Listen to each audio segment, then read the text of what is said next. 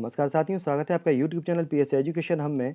और सभी शिक्षकों को, कर्मचारियों को ये प्रतीक्षा रहती है कि कब उनका डीए बढ़ेगा और कब उनकी वेतन वृद्धि लगेगी। और पिछले वर्ष कोविड संक्रमण के कारण जो उनकी वेतन वृद्धि रुक गई है और जो डीए रुक गया था, उसके संबंध में जो प्रश्न पूछा गया है मध्य प्रदेश विधानसभा में और उसके एवज में क्या उत्तर प्राप्त हुआ है, तो यह जानकारी आज आप लोगों के समक्ष है। और इससे आपको जानकारी मिल जाएगी कि आपका डीए और आपका जो वेतन वृद्धि है जो पिछले वर्ष रोकी गई थी, वो इस वर्ष आपको प्राप्त होगी कि नहीं। तो ये जो प्रश्न है, ये प्रश्न पूछा गया था प्रश्न क्रमांक 647 से श्री मनोज चावला द्वारा। और यह पूछा गया है, क्या वित्त मंत्री महोदय यह बताने की कृपा करेंगे कि पहला जो है क्या प्रदेश के कर्मचारियों को केंद्र के समान महंगाई भत्ता और अन्य सुविधाएं प्रदान किए जाने का प्रावधान है? यदि हाँ, तो केंद्र व राज्य के कर्मचारियों के महंगाई भत्ते में वर्तमान में कितना अंतर है और अंतर का क्या कारण है? संपूर्ण विवरण देवें। प्रश्न खा था कि क्या प्रदेश के लाखों कर्मचारियों शिक्षकों को 2020 से वार्षिक वेतन वृद्धि काल्पनिक व डीए पर प्रतिबंध लगा रखा है? यदि हाँ, तो क्यों और कब तक? और 2020 व 2021 2 वर्ष की वेतन वृद्धि व डीए कब तक प्रदान किए जाएंगे? समयावधि सहित संपूर्ण विवरण देवें। तीसरा प्रश्न था क्या प्रदेश के कर्मचारियों शिक्षकों को 2018 से पूर्व तथा पश्चात के नियमानुसार संपूर्ण सेवा काल में सेवानिवृत्ति के समय कितने दिनों अवकाश में कार्य करने पर अर्जित अवकाश नकदीकरण की पात्रता है? अर्जित अवकाश गणना का क्या मापदंड नियम है? शिक्षकों के अर्जित अवकाश की स्वीकृति का अधिकार किसे है? अवकाश गणना नियम की प्रमाणित प्रति सहित संपूर्ण विवरण उपलब्ध करावें। तो ये प्रश्न पूछे गए थे और इसके प्रत्युत्तर जो प्राप्त हुए वो ये हैं। और वित्त मंत्री श्री जगदीश देवड़ा द्वारा जो प्रश्न के उत्तर दिए गए हैं वो यह है। पहला प्रश्न जो आपके समक्ष ये था कि क्या प्रदेश के कर्मचारियों को केंद्र के समान महंगाई भत्ता और अन्य सुविधाएं प्रदान किए जाने का प्रावधान है? तो इसका उत्तर यहाँ पर दिया गया है जी नहीं। और जब पहले ही उसका उत्तर नहीं है तो शेष का प्रश्न उपस्थित नहीं होता है।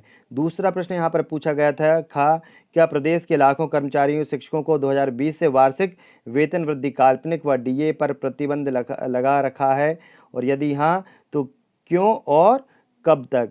तो इस प्रश्न दूसरे का जो का उत्तर है वो जुलाई 2020 व जनवरी 2021 में दे वार्षिक वेतन वृद्धि को स्थगित रखा गया है, परंतु डीए पर कोई प्रतिबंध नहीं लगाया गया। ये कहना है मंत्री जी का कि डीए पर कोई प्रतिबंध नहीं लगाया गया है। और प्रदेश में कोविड-19 की आपदा नियंत्रण के लिए अतिरिक्त वित्तीय संसाधनों की आवश्यकता एवं राज्य की वित्तीय संसाधनों में आई भारी गिरावट को दृष्टिगत रखते हुए वार्षिक वेतन वृद्धि को स्थगित रखने संबंधी निर्णय लिया गया है। अतः समय बताना संभव नहीं है।